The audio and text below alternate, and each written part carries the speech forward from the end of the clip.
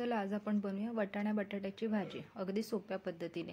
त्याच्यासाठी वाटण्यासाठी आपल्याला कच्चा कांदा चिरून घ्यायचा आहे आणि खोबरं घालायचं आहे। त्याच्यात खोबरं घातल्यानंतर लसूण घालायचं आहे, हे वाटून घ्यायचं आहे आपल्याला। आणि आता तेलामध्ये आपल्याला मसाले घालून घ्यायचे आहेत, लाल तिखट, हळद, धणे जिरे पूड हे सगळं घालायचं आहे आणि हे मसाला सगळं तेलामध्ये मिक्स करून घ्यायचं आहे। असं परतून घ्यायचं आहे थोडासा, अगदी जरासंच, नाही तर जास्त नाही परतवायचं, नाही तर मसाला जळून जाईल।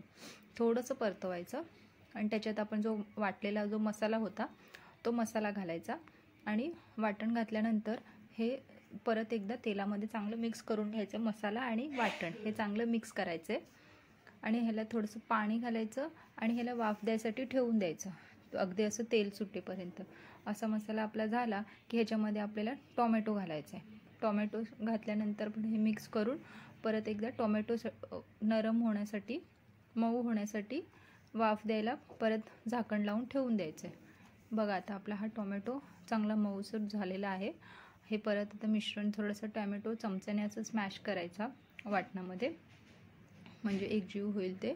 आणि त्यानंतर ह्याच्यामध्ये आपल्याला बटाटा घालायचा आहे।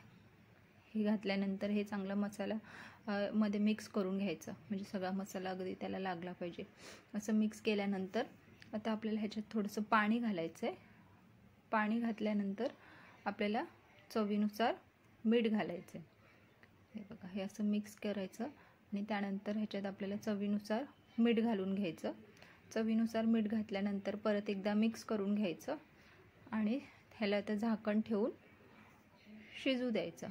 हे बघा आता आपलं वाटाणा थोडं चमच्याने दाबून बघायचा, बटाटा शिजला म्हणजे आपलं हे वाटाणा बटाटा याची भाजी आता ही तयार झाली आहे।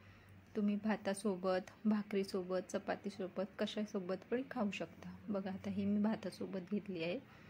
नक्की करून पहा, अशा पद्धतीने ही भाजी बनवली ते झटपट होते आणि खूप छान लागते। नक्की सांगा का तुम्हाला